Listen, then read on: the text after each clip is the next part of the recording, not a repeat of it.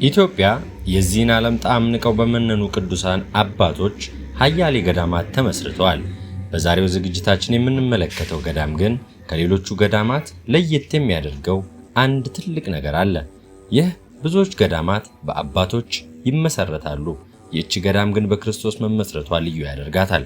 በሰማይና የምድር መድኃኒት መድኃኔ ዓለም ክርስቶስ ወደ ምድር በመጣ ሰዓት እንደ መሰረታት ታሪክ ይናገራል።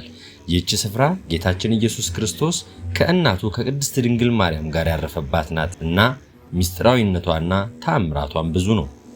ከኢትዮጵያ ወደ እስራኤል የሚወስድ ውስጥ ለውስጥ ዋሻ ምድርን ከመንበረ ጸባዖት የሚያገናኝ ሁለት የወርቅ መሰላል ከምድር ተሰውሮ ከመላእክት ጋር ለፈጣሪ ስብሐት እያሉ የሚያመሰግኑ የሚያጥኑ 5000 የሚደርሱ መነኮሳት ሌሎች ሚስጥራቶችንም ይዛለች። ለመሆኑ ይህች የተቀደሰች ስፍራ መገኛዋ የት ነው? ቪዲዮውን እስከ መጨረሻው በማየት ይህን አስገራሚ ታሪክ እንድትከታተሉ ጋበዝን። እስከ ፍጻሜው መልካም ቆይታ ይሆንላችሁ።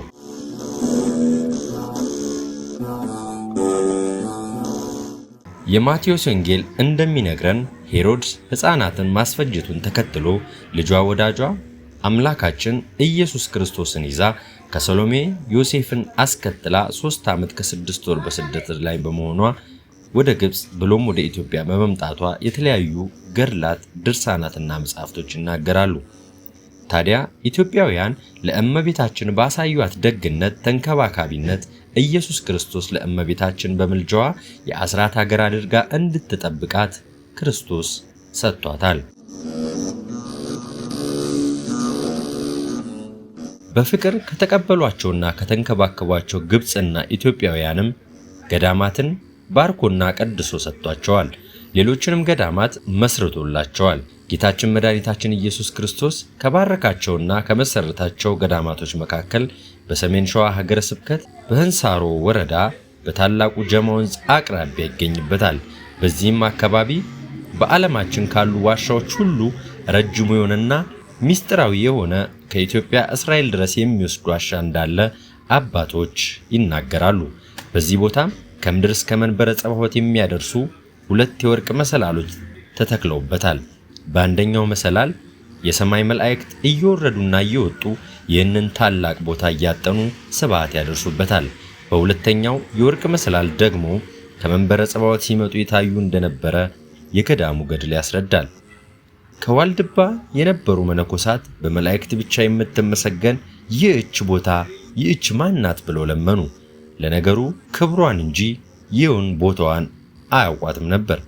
አምላካችን ሆይ ፈቃድህ ከሆነ እንድናድርባት ካልሆነም ደግሞ ከቦታዋ ደርሰን ተሳልመን በረከትን ተቀብለን እንድንመጣ ፈቃድ ይሁንልን ብለው በረሃ ወርደው ድንጋይ ተንተርሰው 40 ቀንና 40 ሌሊት ጸልየው ለመኑ። ከነዚህ ውስጥ ጥቂቶቹን መረጠ። 5000 መነኮሳት በደመና ሰወራቸውና ከሰማይ መላእክት ጋር ተዋህደው ስብሐት እያደረሱ እስከ 5ኛው መቶ ክፍለ ዘመን እያገለገሉ ቆዩ። ከዘመናት በኋላ የአረብ ነጋዴ የነበረው ፊቀጦርና እናቱ ወደ ስፍራ መጥተው ይህን ገዳም አቅንተዋል። የዚህ ሁሉ አስደናቂ ባለታሪክ ገዳም በቀድሞ የቅዱሳን ዋልቤ ተብላ በአሁን ደግሞ ምዕራፈ ቅዱሳን በልበሊት ኢየሱስ አንድነት ገዳም በመባል ትታወቃለች። የምዕራፈ ቅዱሳን በልበሊት ኢየሱስ አንድነት ገዳም ታሪክ የሚጀምረው እመቤታችን ቅድስት ድንግል ማርያም ልጇ ጌታችን ኢየሱስ ክርስቶስን ይዛ ዮሳንና ሶሎሜን አስከትላ ከሄሮድስ ሽሽት ስትመጣ በዚህ ዓለም ቀድሞ የተመረጠ ተራራ በመልአክ ቅዱስ ገብርኤል እየተገለገለች ከተቀመጠች ጊዜ አንስቶ ነው። ታዲያ ጌታችን ኢየሱስ ክርስቶስ ለዚች ታላቅ ቦታ ልዩ የሆነ ቃል ኪዳንን አስቀመጠላት።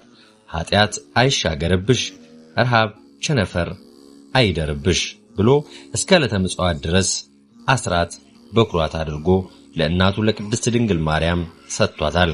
ታዲያ ጌታችን መድኃኒታችን ኢየሱስ ክርስቶስ ቦታዋን መርገጡና ብሎም ልዩ ቃል ኪዳን የገባላት መሆኑ ይበልጥ ቦታውን ቅዱስ ያደርገዋል።